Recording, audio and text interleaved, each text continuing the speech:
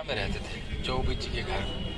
चौबे जी एक थे पंडित जी, उनके घर में वो सेवा करते थे। मदन मोहन जी का विग्रह था, मदन मोहन जी का सेवा करते थे। एक दिन क्या हुआ, सनातन गोस्वामी यहाँ से भिक्षा मांगने जाते थे मथुरा में। सनातन गोस्वामी, रुद्र गोस्वामी, जीव गोस्वामी, गोपाल भट्ट गोस्वामी, इस तरह से 6 गोस्वामी थे यहाँ ब्रज में। पहले मुसलमानों ने सब खत्म कर दिया था, जंगल हो गया था, कुछ भी नहीं था।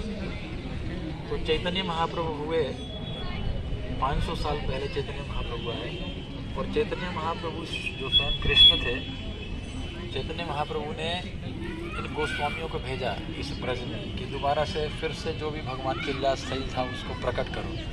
तो वो 6 गोस्वामी आकर के यहाँ पर दोबारा से, यहाँ पर कालीदह है, यहाँ पर चीर घाट है, यहाँ पर निधिवन है, यहाँ पर ये है, यहाँ पर ये मदन, मतलब ऐसे सभी को, ये द्वादश टीला है, इसको द्वादश टीला कहते हैं। ये जिसके ऊपर हम बैठे हैं ना, टीला है, इसको टीला कहते हैं, द्वादश टीला। तो इसको दोबारा से उन्होंने आकर के बताया, दोबारा से इसको फिर से यहाँ पर मंदिर वंदिर बनाने शुरू किया। नहीं तो ये सब जंगल हो गया था, सब तोड़ फोड़ दिए थे ना मुसलमानों ने, कुछ भी नहीं रह गया। तो ये द्वादश टीला इस जगह का नाम था उस समय। द्वादश टीला का मतलब क्या है कि यहाँ पर जब भगवान ने काली नाग को दंड दिए थे ना, काली नाग को जब क्या किए थे, नाथे थे, ऐसे काली नाग को नाथे थे। तो काली नाग से फाइटिंग करके बहुत ज़्यादा थक गए थे भगवान, बहुत पानी में स्नान, बहुत पानी में युद्ध हुआ तो उनको ठंड लग गया। तो भगवान यहाँ पर इस टीला पर आए और यहाँ खड़े हुए, तो द्वादश मतलब 12 सूर्य ने उनको गर्मी दी, हीटिंग किया, गर्म किया, तब उनके शरीर में फिर गर्माहट आया। इतना ठंड लग गया था उनको काली नाग के साथ युद्ध करके। तो इसीलिए इस जगह का नाम है द्वादश टीला भी कहते हैं। तो इस द्वादश टीला पर सनातन गोस्वामी रहते थे। चौबे जी के घर में गए भिक्षा मांगने के लिए, तो रोज जाते थे, मथुरा जाते थे चौबे जी के घर में भिक्षा मांगने। तो एक दिन मदन मोहन जी ने बोले चौबे जी से कि इनको, मेरे को इनको, इनके साथ दे दो, सनातन गोस्वामी के साथ दे दो। तो बोले चौबे जी क्यों, मेरे साथ नहीं रहना है? बोले नहीं, मुझे तो इनके साथ जाना है। तो जब सनातन गोस्वामी दूसरे दिन भिक्षा मांगने के लिए आए, तो चौबे जी ने कहा कि ये मदन मोहन जी आपके साथ जाना चाहते हैं। बोले मेरे साथ क्यों जाना चाहते हो? मेरे पास तो कुछ भी नहीं है, खाने के लिए कुछ नहीं है, मैं तुमको क्या खिलाऊंगा? मैं कुछ खिला नहीं पाऊंगा, मैं खुद खाने के लिए कुछ नहीं है, भिक्षा मांगता हूँ। मदन मोहन जी ने कहा जो इच्छा हो, जो बने, जो खाते हो वही मेरे को खिला दिया करना, मैं खाऊंगा, रहूँगा तुम्हारे साथ। तो सनातन गोस्वामी ने मदन मोहन जी को उठा करके लेकर आए थे, यहाँ पर ले आकर के उन्होंने विराजमान कराए थे, सेवा कर रहे थे। एक दिन क्या हुआ, मदन मोहन जी ने रोज, सनातन गोस्वामी रोटी ऐसे बनाते थे, टिक्कर बना देते थे, आग में ऐसे सेंक दिया और उसको भोग लगा दिया, ऐसे खा लेते थे। तो उनको बहुत, मदन मोहन जी ने एक दिन कहा कि कुछ नमक तो साथ में दे दिया करो, घी नहीं है कोई बात नहीं, नमक तो दिया करो कम से कम। सनातन गोस्वामी ने कहा अभी तो नमक मांग रहे हो, बाद में घी मांगोगे, फिर लड्डू मांगोगे, फिर है धीरे धीरे तुम्हारी इच्छा तो बढ़ती चली जाएगी। मैं ये सब करने के लिए नहीं आया हूँ, यहाँ तो मैं भजन करने के लिए आया हूँ, तुम्हारी ये सेवा ये सब नहीं करूँगा, इन सब के चक्कर में नहीं पड़ूंगा।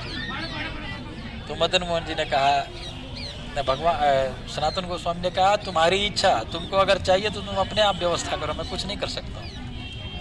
तो मदन मोहन जी भी बेचारा चुप हो गए। बात करते थे साथ साथ, आमने सामने बात करते थे मदन मोहन जी, ऐसे थे स्वामी। अभी 500 साल पहले की बात है, स्वामी के साथ भगवान बात करते थे ऐसे। तो बोले ठीक है, मैं अपने आप व्यवस्था कर लूँगा। अब एक दिन क्या हुआ, यहाँ से, यहाँ यमुना जी हैं बगल से, यमुना जी बह रही है। तो यहाँ से एक दिल्ली से नमक का जो बहुत बड़ा व्यापारी था, वो अपने जहाज़ लेकर के आगरा जा रहा था, जहाज़ में नमक भरा हुआ था। तो यहाँ पर आकर के फंस गया, अटक गया, बालू में आकर के जहाज़ जो है अटक गया, नहीं जा रहा था आगे, बहुत प्रयास किया गया, नहीं गया।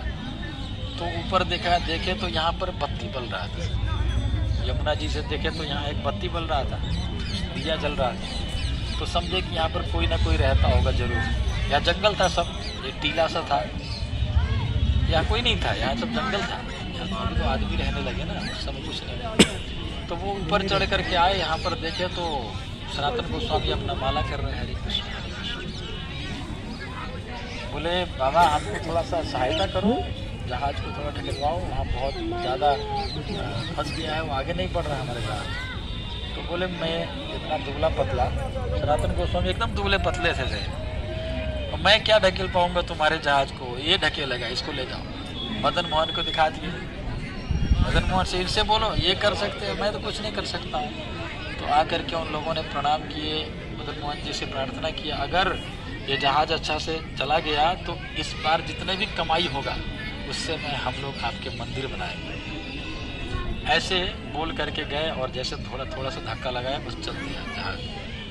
तो उसी से वो जो आगरा में जितना उससे प्रॉफिट हुआ था उसी पैसे से ये मंदिर बनाया था सेठ ने। तो नमक प्याज बहुत बड़ा मंदिर ही बना था, उसको तो तोड़ दिए ऊपर से, औरंगजेब में घोड़ा था। तो ये उस समय की मंदिर है। और ये मदन मोहन जी यहाँ रहते थे, वही मदन मोहन जी का भी यहाँ पर मंदिर है, आप लोग दर्शन करिए। और एक तो आप लोग को पता होगा कि मदन मोहन जी जो यहाँ पर सतलुज जो विद्या है वो करौली में है, ये भी है, ये भी मदन मोहन जी ही हैं। अभी आप दर्शन करिए, वो भी मदन मोहन जी है, वो भी मदन मोहन जी हैं। जो सनातन गोस्वामी ने सेवा की तो विग्रह जो है वो करौली में है, वहाँ पर शिफ्ट हो गए। यहाँ से राजा मान सिंह, यहाँ पर औरंगजेब का आक्रमण होने वाला था तो राजा मान सिंह ने बैलगाड़ी पर रख करके सब ठाकुर जी के विग्रहों को भराल से ऐसे ढक के बैलगाड़ी चला कर खुद आए थे। राजा मान सिंह वहाँ से आए थे और उन्होंने धीरे धीरे यहाँ से लेकर गए थे।